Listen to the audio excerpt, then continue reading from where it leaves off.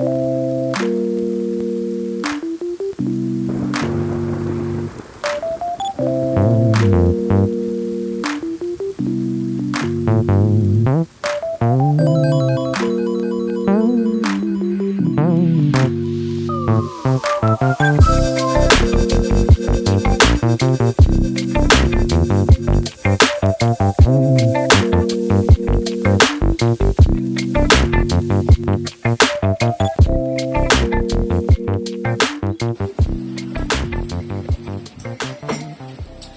yan guys, alam niyo na to, unboxing video tayo.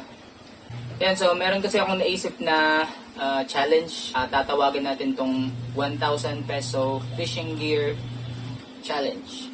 So lahat ng items natin dito, yung rod, yung reel, saka yung braided line, meron din konting lures. Ito lahat 1,000 pesos lang. So bago natin ito buksan, panoorin niyo muna tong video kung paano natin binili or saan natin binili, paano natin in-order yung items. So lahat ng to sa Shopee lang natin binili. Ayan, panoorin niyo muna habang nagkakape ako. So ayan, pakita ko lang sa inyo kung paano natin in-order yung items. So punta tayo sa Shopee app. So naka-add to cart naman na lahat ng items.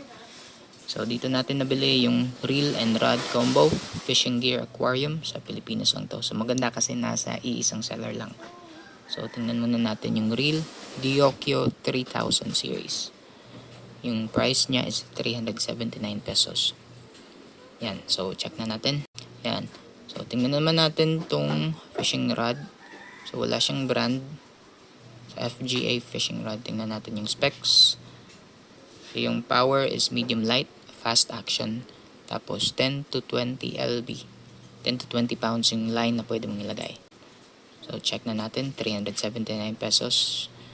Yung braided line naman natin, Ashcan Fish 4 strands, 300 meters, 15 pounds, 180 pesos. So from China pa to. So check natin. So 933 na yung total. So dahil meron pa tayong budget, bibili na rin tayo ng soft or lures. So meron tayong soft plastic dito, 6 grams. Meron tayong soft baits, 10 pieces, 21 pesos. At itong sinking minnow na 7 grams, 29 pesos. So yan na yung total guys, 995 pesos. So less than 1,000 pesos. So hindi pa kasali shipping. So, kasi naman hindi magkakapareho yung shipping fees. Dito sa amin sa Mindanao, medyo mahal talaga yung babayaran mo sa shipping fee. Yan, check out na natin. And ito na yung total. Kasali na yung shipping, 1,468 pesos. So yung rod and reel combo natin sa isang seller, tingnan nyo naman yung shipping fee is 413 pesos. So napakamahal.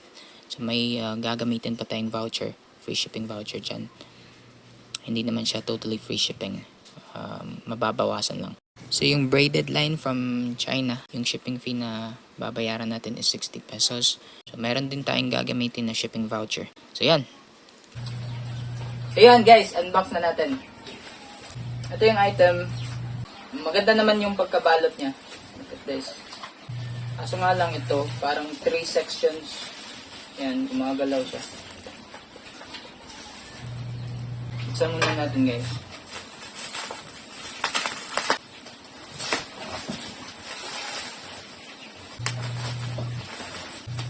So again, lahat ng to, 1,000 pesos lang lahat. Hindi pa kasali shipping. Kasi nga, hindi naman pare-pareho yung shipping fees. Dito sa amin kasi malayo, sa Mindanao, so mas malaki talaga yung shipping fee na babayaran mo. So sana walang damage guys.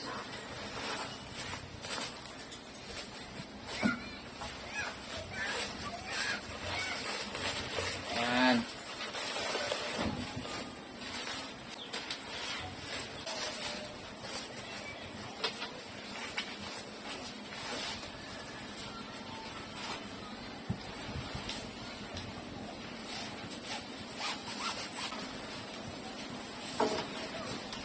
Ito yung tip.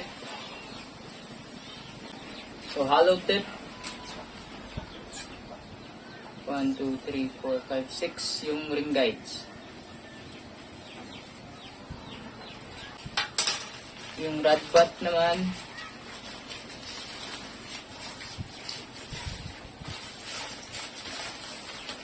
Ayan. Ayan, walang brand.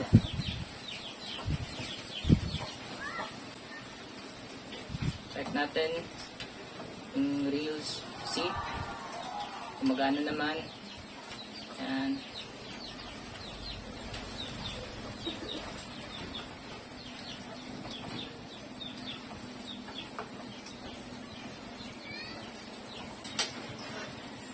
Ayan. Check natin yung check natin to kung baka meron pang laman. Ayan. Yan, wala na.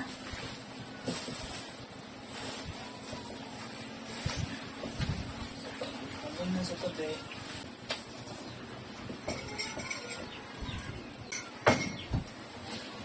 Tapos sunod natin yung reel. So baka nandito din yung mga lures na in-order natin.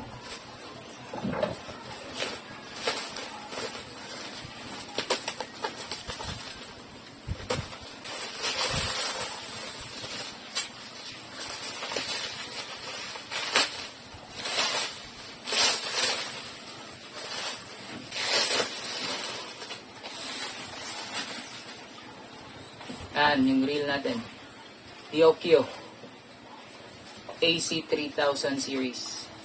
So, hopefully nandito yung lures kasi wala. Hindi ko mahanap yung lure. So, ito, buksan natin.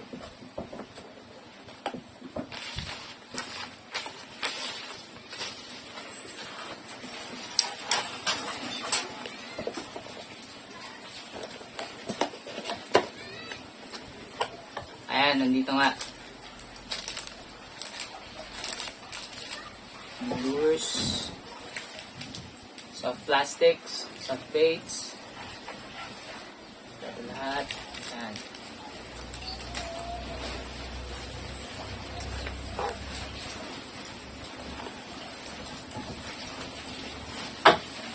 And yung ating reel. Ayan na. Ang laman. Ito na guys. Ayan.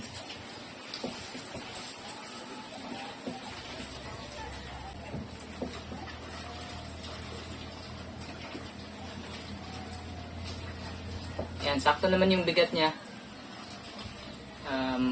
Yung reel na to is all metal. Medyo may kabigatan nga lang. Okay naman.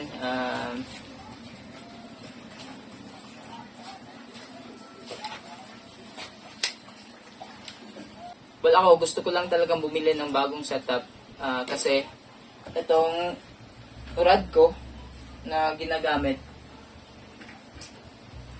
ito yung Okuma Wave Power na ultralight rod.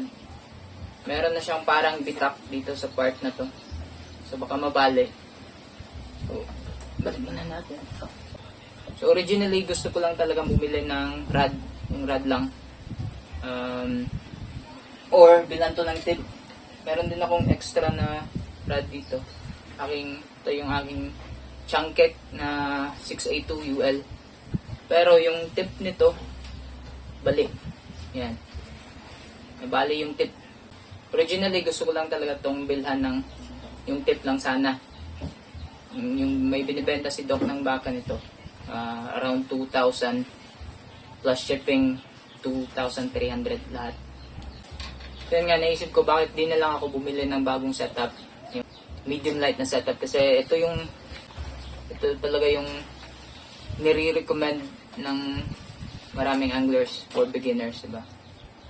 So baguhan lang din ako na angler, nag-start ako nung pandemic.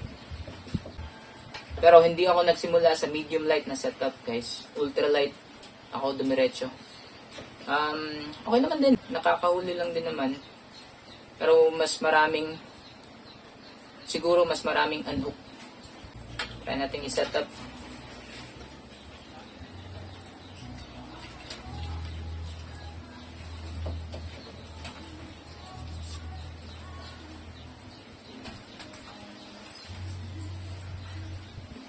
Ito guys.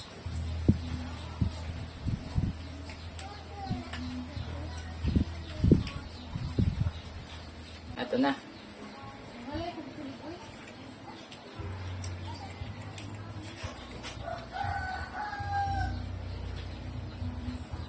So yan. Set up na natin yung braided line.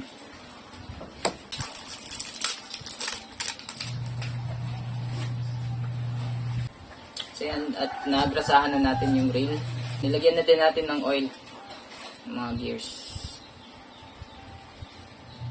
Yung ginagamit ko. So yan, ganito lang din ginagawa ko guys. Lapis, tapos pinutusok dito. Yan. Yung reel na Diokyo, maganda naman yung reviews na nakita ko online. Yung bad review lang sa kanya is yung hindi pantay na pagkakaspool ng linya. So ngayon, malalaman natin kung ito ba talaga lahat. Nung chinek ko yung box, walang kasamang spacer. Kasi yun yung pwede natin gamitin kapag hindi pantay yung pagkakaspool ng linya. It's either babawasan natin yung spacer or dadagdagan natin yung spacer niya. So, yan, spool muna natin tong line.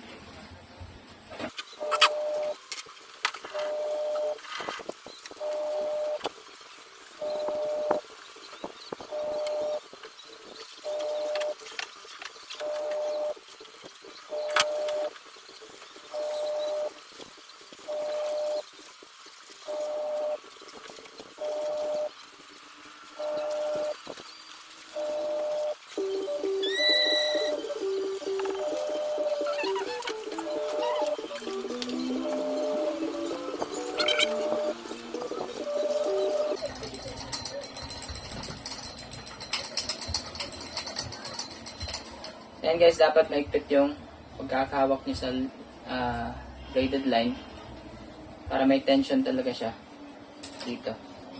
Ayan kasi yung kadalasan na sanhi ng yung pagkakabuhol ng linya kapag nagka-cast ka. Kapag hindi siya mahigpit.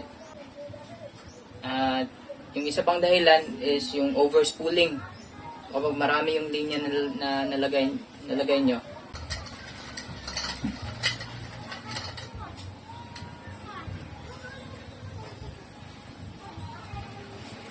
Sakto na to guys. Ayan. Huwag lang natin i-overspool yung line. So yun nga, nasa 50 meters pa yung natira na braided line. So yan. Guys, tapos na natin i-set up yung ating bagong fishing gear. Medium light na setup. So yan guys, sana ay nakatulong tong video na to para makapag-decide kayo kung ano yung bibilhin na setup or anong bibilhin na tong reel na to. Kung naghahanap kayo ng reel, tsaka yung rod, tsaka yung line, or yung setup na to. Mai-recommend ko ba tong setup na to? Kung ang budget mo naman is nasa 1,500 pababa, yes, recommended to na setup.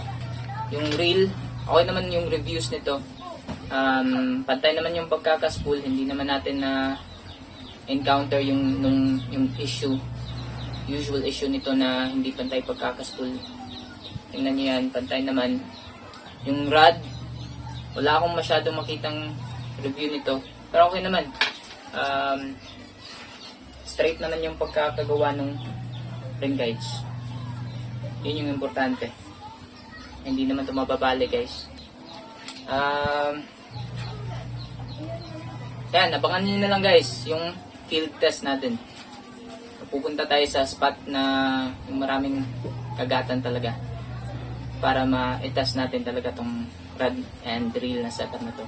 Yung 1,000 peso fishing gear setup challenge natin. Yan, thank you.